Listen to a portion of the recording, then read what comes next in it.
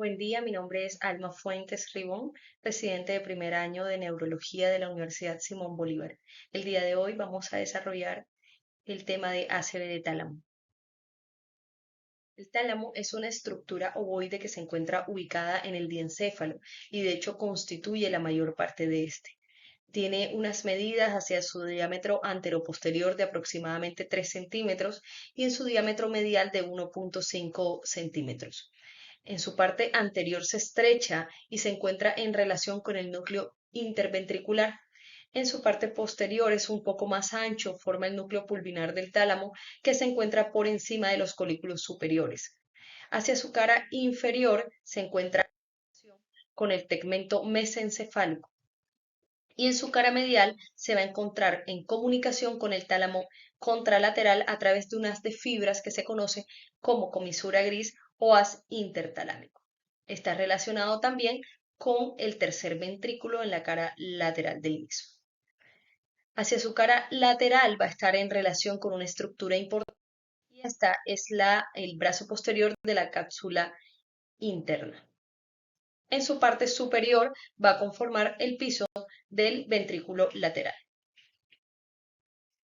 El tálamo se encuentra recubierto por una lámina fibrosa externa. Si nosotros retiramos esa lámina fibrosa externa, vamos a encontrar unos grupos nucleares. Estos grupos están divididos por una lámina interna en forma de Y. Esta forma de Y en sus brazos anteriores, entre sus brazos anteriores va a estar el núcleo anterior, que constituye un grupo de núcleos entre los cuales tenemos el anterior ventral, el anterior medial y el anterior dorsal.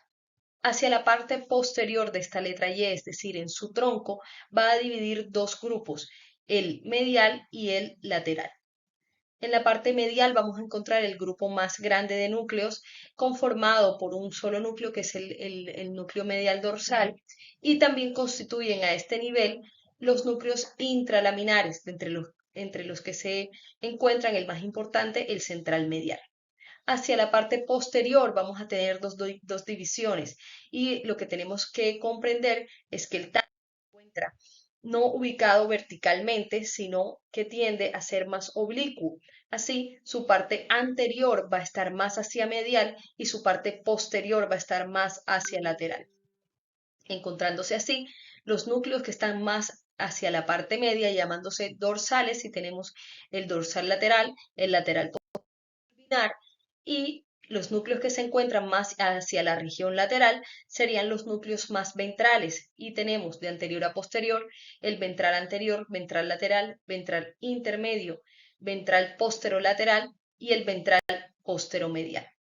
Asimismo, encontramos en la parte posterior el metatálamo que lo constituyen los dos cuerpos geniculados medial y lateral. Antes de 1960 se conocía la irrigación talámica, pero no se encontraban todas las variantes anatómicas. Fue hasta 1960 y entre 1960 y 64 quien Gerard Percheron describió no solamente la irrigación talámica completa, sino además las variantes anatómicas. Es así como tenemos que la irrigación talámica va a estar principalmente suministrada por la arteria basilar y la arteria cerebral media, a través de la arteria comunicante posterior. Hacia la parte final de la arteria basilar vamos a tener la emergencia de la arteria cerebral posterior, que se va a dividir en varios segmentos. Los primeros dos segmentos van a considerarse precomunicantes y poscomunicantes en relación con el ingreso de la arteria coroidea posterior. En su segmento P1 o precomunicante vamos a tener las salidas de varias ramas perforantes paramerianas, dentro de las que encontramos las ramas inferiores y mediales que van a dirigirse hacia la parte medial del mesencéfalo para irrigar esta área. Y en la parte superior vamos a encontrar las arterias paramedianas que se van a dirigir hacia la parte medial del tálamo para irrigar los núcleos que se encuentran a este nivel. Posteriormente tenemos la salida o la comunicación con la arteria comunicante posterior, de la cual va a emerger la arteria tuberotalámica y que se encuentra ausente en un 30% de los casos y va a estar suplido esta irrigación del territorio por la arteria paramediana. La arteria tuberotalámica, que también en algunas literaturas lo vamos a encontrar como arteria polar, va a dirigirse hacia la parte anterior del tálamo para irrigar los núcleos a este nivel.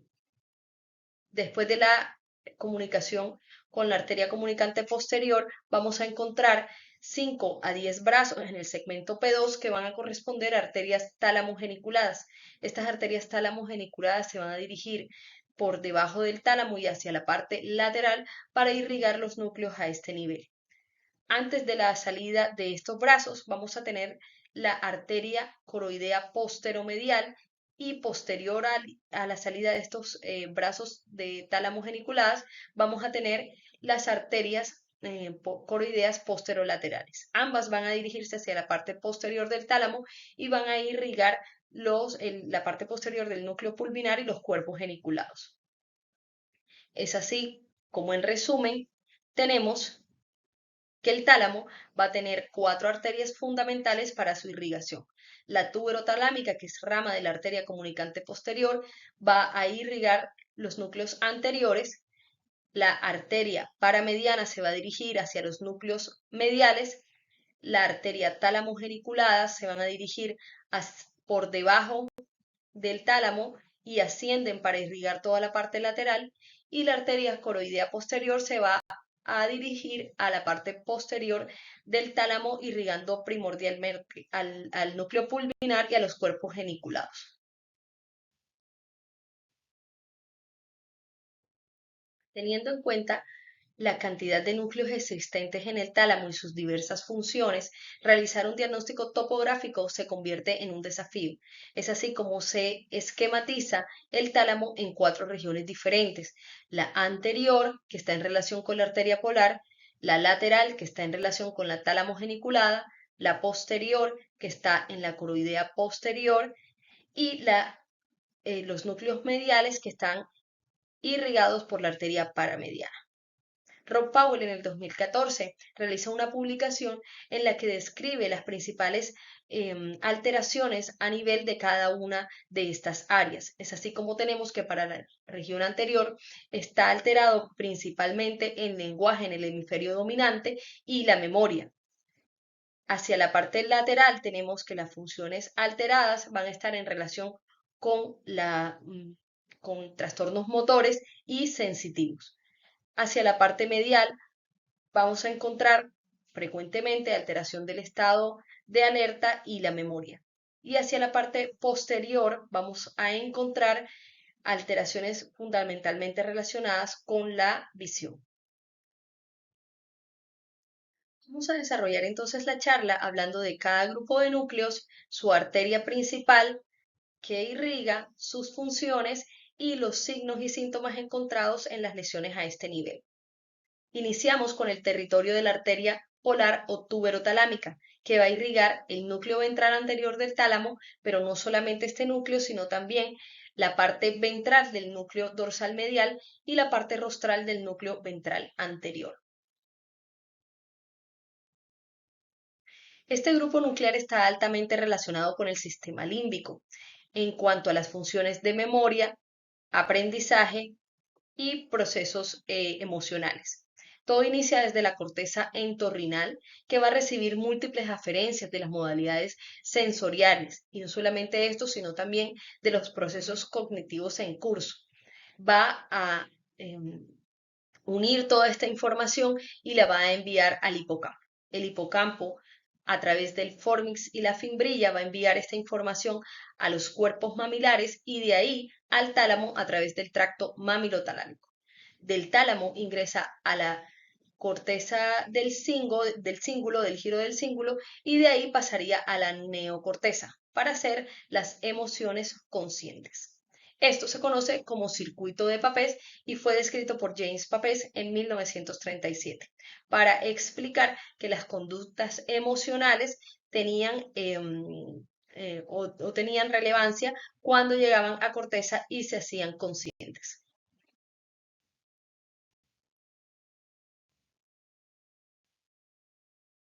Así podemos esperar que las alteraciones al nivel de la arteria polar o tuberotalámica vayan a generar déficits neuropsicológicos graves que pueden ser episódicos y que se caracterizan por abulia, disminución cuantitativa del lenguaje, falta de iniciativa. Pueden existir también cambios de personalidad persistente, como la euforia, la falta de perspicacia, apatía y falta de espontaneidad. Aquí vamos a encontrar algo que se conoce como síndrome amnésico, en el cual existe una alteración de la memoria anterógrada y se encuentra en relación con la lesión de los tractos mamilotalámicos y su relación con el giro del cíngulo. Podemos apreciar en esta imagen, en una resonancia magnética, en un corte axial, en fase T2, una imagen hiperintensa en la región anterior del tálamo derecho. Si bien las lesiones del tálamo se han escrito que estas lesiones mayoritariamente pueden tener algunos síntomas y signos dependiendo del tálamo que comprometan. Es decir, que las lesiones del tálamo izquierdo mayoritariamente van a generar alteraciones de la memoria reciente, alteración del lenguaje, acalculia y apraxia. Y los infartos talámicos derechos van mayoritariamente a generar alteración de la memoria visual y heminegligencia. Todo esto en relación con el hemisferio dominante. Les traigo una tomografía en un corte axial en el que vemos una imagen hipodensa bien circunscripta en la región anterior talámica en relación a un evento antiguo. Seguimos entonces con el territorio de la arteria paramediana. Y este territorio va a irrigar no solamente a los núcleos mediales dorsales del tálamo, sino que también a los núcleos intralaminares, dentro de los cuales el más importante, como les mencioné anteriormente, es el núcleo central medial. No solamente va a irrigar estas regiones, sino que también puede estar enviando vasos a irrigar la parte lateral del tálamo, todos los núcleos desde el ventral anterior hasta el ventral posteromedial y de importancia también irriga la región paramediana del mesencéfalo. Y bien, hablemos un poco del núcleo dorsal medial. Él va a tener dos divisiones, una división magnocelular medial que va a recibir aferencias desde la corteza piriforme y desde toda la corteza olfatoria adyacente del globo pálido en relación con la vía extrapiramidal y de la amígdala. Y asimismo va a enviar y a recibir información desde la corteza prefrontal, parietal y la ínsula. La división parvocelular va a recibir y enviar información hacia la corteza prefrontal, singular y motora suplementaria. Asimismo va a enviar eferencia parietal posterior. Todo esto va a permitir la integración de la actividad somática visceral y también está en relación con la conducta afectiva, la toma de decisiones, el juicio y la memoria. Algo importante que tenemos que recordar es que los núcleos intralaminares del tálamo y el núcleo reticular del tálamo que se encuentra hacia la parte lateral del tálamo entre la cápsula interna y los núcleos laterales de este mismo están en relación con el sistema de formación reticular activador ascendente para la regulación del sueño y la vigilia. Es así como estos núcleos van a recibir información del sistema activador reticular ascendente y va a enviar esta información hacia la corteza y hacia el núcleo estriado para la regulación del ciclo sueño-vigilia. Podemos esperar entonces que las alteraciones de la arteria paramediana, el síntoma cardinal va a ser la alteración del estado de conciencia y esta va desde una somnolencia hasta el coma. Podemos desarrollar algo que se conoce como síndrome de mutismo acinético, en el que existe una apatía marcada y el paciente tiene indemne sus vías sensitivas y motoras, pero presenta abulia marcada e incapacidad para la iniciación de actividades. Además de eso, vamos a tener alteración de la mirada vertical, y esto está relacionado con la irrigación de la arteria paramediana, que si bien recordamos va a llevar la irrigación al área medial del mesencéfalo, en donde vamos a encontrar núcleos de la mirada vertical, como es el núcleo intersticial de Cajal, que recibe aferencias desde la corteza frontal, el área 8 de Brodmann, para la mirada y los movimientos sacádicos verticales. Es por eso que a este nivel también vamos a encontrar alteración de la mirada en vertical. Podemos encontrar alteración de la memoria reciente, atención e intelecto, y hemiparesia y hemiataxias leves, explicadas por lo que mencionaba, que no solamente va a irrigar la parte dorsal del tálamo, sino que además puede comprometer la irrigación de algunos núcleos ventrales.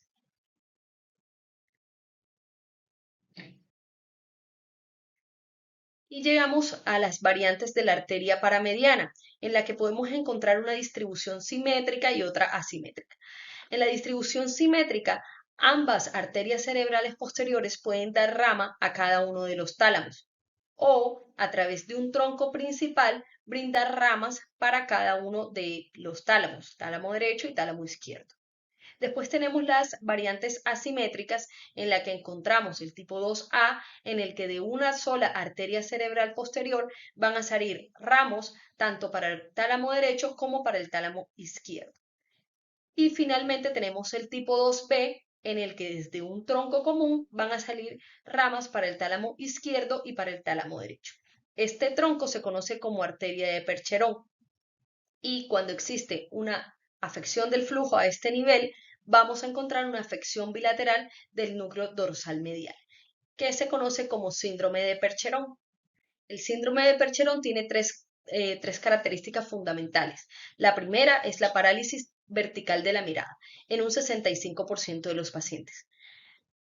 El paciente va a tener también alteración cognitivo-conductual dada por episodios de euforia, alteración del lenguaje, confabulación y alteración de la memoria anterógrada. Además de eso, en el 42% de los pacientes vamos a encontrar alteración del estado de conciencia. En esta imagen encontramos una resonancia de cerebro en la cual en la secuencia T2 podemos evidenciar una hiperintensidad a nivel de ambos tálamos, y en la secuencia de difusión podemos observar la restricción a la difusión en ambos tálamos hacia el área medial. Seguimos entonces con el territorio de la arteria tálamo geniculada, que va a irrigar toda la parte de los núcleos laterales. Y aquí vamos a tener dos subgrupos, uno dorsal y uno ventral. En el subgrupo dorsal está constituido por el núcleo dorsal lateral, lateral posterior y pulvinar. El núcleo lateral posterior, en conjunto con los núcleos anteriores del tálamo, van a constituir lo que se conoce como el tálamo límbico. Asimismo, como los núcleos anteriores, va a recibir aferencias desde el hipocampo a través de la fimbrilla y el fornix, y va a enviar información hacia el giro del cíngulo. Toda esta información en relación con memoria y aprendizaje y conductas emocionales. Además, este núcleo lateral posterior se encuentra en muy estrecha relación con el núcleo pulvinar. De hecho, anatómicamente casi no existen límites.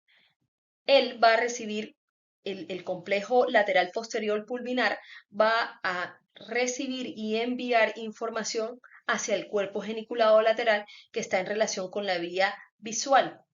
Desde el núcleo pulvinar también se recibe información desde los colículos superiores del tegmento, y a través de la cápsula interna va a enviar información hacia la corteza temporal, parietal y occipital.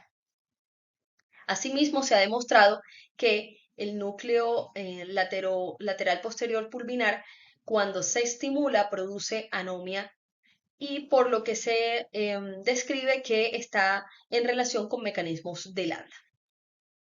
Últimamente se ha relacionado el núcleo pulvinar con mecanismos del dolor. De hecho, la lesión del núcleo pulvinar se encuentra en estudios para modulación de dolor.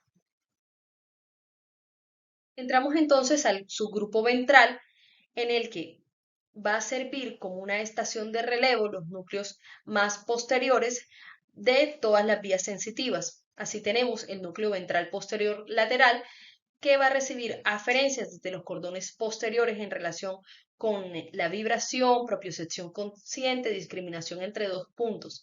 Y también recibe información desde el tracto espinotalámico lateral en relación con dolor y temperatura. va a enviar toda esta información a la corteza sensitiva primaria. En cuanto al núcleo ventral posterior medial, las aferencias provienen del tracto trigémino talámico, que a su vez recibe la información del par craneal 5 o nervio trigémino. Va a recibir todas las aferencias de las modalidades sensitivas del rostro. Asimismo, a través de los pares craneales facial, hipogloso y vago, va a recibir toda la información acerca de la modalidad sensorial especial del gusto y va a enviar esta información a su vez a la corteza sensitiva primaria. Los núcleos más hacia anterior van a estar relacionados con las vías extrapiramidales. Así tenemos que el núcleo ventral lateral va a recibir aferencias desde los ganglios de la base y cerebelo acerca de la modulación de los movimientos y de la iniciación de los mismos. Y va a enviar información a partir de aquí a la corteza motora primaria. Y el núcleo ventral anterior va a recibir la información del ganglio de la base y de la formación reticular en su porción compacta, que está más relacionada con la modulación de los movimientos, y va a enviar las eferencias hacia la corteza premotora. Así encontramos que a nivel del territorio de la arteria tálamo geniculada podemos hallar tres síndromes. El primer síndrome se caracteriza por un déficit sensorial puro, en el que el paciente, una vez instaurado la lesión vascular, va a presentar parestesias en hemicuerpo y en hemicara que posteriormente avanzarán a pérdida de una modalidad sensorial o de ambas. Lo más frecuente es la disociación entre estas modalidades, es decir, que se conserva el dolor y la temperatura y está alterada la vibración y la propiocepción consciente. Pasadas unas semanas o meses, se puede desarrollar algo que se conoce como síndrome de doloroso tardío, que fue descrito por Dejerin y Rousey, que son neurólogos franceses. Estos neurólogos describieron que los pacientes podían presentar dolor intenso en el hemicuerpo contralateral a la lesión talámica asociado a alodinia. Este dolor no mejoraba en reposo y además de eso se encontraba hacia las partes más distales de los miembros. Este síndrome doloroso es de difícil manejo médico. El otro síndrome que tenemos cuando existe afección de la arteria tálamo geniculada es el ACV con déficit sensitivo motor. Es decir, que aparte de los signos y síntomas que describí anteriormente para el déficit sensorial puro, se agregan alteraciones en el tracto piramidal, dadas por hemiparesia, hiperreflexia y signo de Babinski. Esto se explica por el compromiso del brazo posterior de la cápsula interna, irrigado también por la arteria talamogeniculada. Si nosotros tenemos un infarto extenso en la región lateral talámica, vamos a encontrar, además de la afectación sensitiva y de la vía piramidal, vamos a tener alteraciones de los núcleos anteriores, es decir, el ventral lateral y el ventral anterior, que están en relación con la vía extrapiramidal. Entonces podemos encontrar los pacientes con hemiataxia de tipo cerebelar y hemidistonías. Aquí vamos a ver una mano que se conoce como mano talámica y que está en una posición distónica con flexión de la muñeca y el primer artejo queda por debajo de los demás dedos. En conclusión, si nosotros encontramos en un paciente una hemiparesia atáxica más pérdida sensorial, esto es altamente indicativo de lesión talámica. Y de importancia es que en las lesiones de las regiones laterales talámicas la capacidad cognitiva va a estar conservada. Llegamos ya al territorio de la arteria coloidea posterior. Esta arteria va a irrigar los cuerpos geniculados, sobre todo el cuerpo geniculado lateral, y va a irrigar también parte del núcleo medial dorsal, va a irrigar también hipocampo y mesencéfalo rostral. Para hablar un poco del metatálamo, que son los núcleos, los cuerpos geniculados lateral y medial, el cuerpo geniculado lateral va a estar en relación con la vía visual y este se considera un sitio de relevo de la misma, dado que recibe todas las aferencias desde los tractos ópticos de ambas retinas y de aquí va a partir la información a través de las radiaciones ópticas hacia la corteza occipital. Pero no solamente envía información, sino que también recibe aferencias de estas mismas cortezas, considerándose así un centro de relevo visual importante. A su vez, el cuerpo geniculado medial se encuentra relacionado con la vía auditiva, recibiendo aferencias desde el octavo par craneal que asciende y envía información decusada y directa hacia los cuerpos geniculados mediales. Desde los cuerpos geniculados mediales saldría a través de las radiaciones auditivas a la corteza auditiva primaria que se encuentra en la región temporal. Y esta corteza, a su vez, envía aferencias hacia los mismos cuerpos geniculados mediales, convirtiéndose en un centro de acopio también. Es importante recalcar que a este nivel vamos a encontrar las lesiones de los cuerpos geniculados mediales, vamos a encontrar hiperacusia y palinacusia, que se define como la perseverancia de los sonidos del medio externo. Finalmente, las lesiones del territorio de la coroidea posterior están relacionados con cuadrantagnosias homónimas o secteroagnosias horizontal homónima. También puede existir una disminución del nistagmo optocinético si nosotros giramos la cabeza del paciente hacia el lado de la lesión. Existe una pérdida hemisensorial con hemiparesia leve y una afasia transcortical sensitiva. Finalmente, podemos definir que estos territorios, si bien no son tan delimitados, entonces podemos encontrar variantes a estos territorios y los síndromes asociados. Vamos a tener tres variantes de territorios anatómicos talámicos. El primero es el territorio anteromediano, que va a estar en relación con lesión de los núcleos, de la irrigación de los núcleos ventrales anteriores y comprometen también la irrigación del núcleo dorsal medial. Se va a caracterizar por graves alteraciones neuropsicológicas, amnesia anterógrada y pérdida severa de la autoinhibición, muy parecido a las lesiones del tálamo anterior. Tenemos el tálamo medial, el territorio medial, en el que va a existir un compromiso de múltiples núcleos intralaminares de la región medial, de la región lateral, anteriores y posteriores. Así es como vamos a encontrar hipoestesias contralaterales y amnesia anterógrada. Finalmente tenemos el territorio posterolateral en el que va a estar afectada la irrigación de los núcleos laterales más hacia los que están hacia posterior y del núcleo pulmonar. Con esto vamos a tener alteraciones de las funciones cognitivas y alteraciones sensitivas. Agradezco la atención prestada y espero que haya sido de su agrado.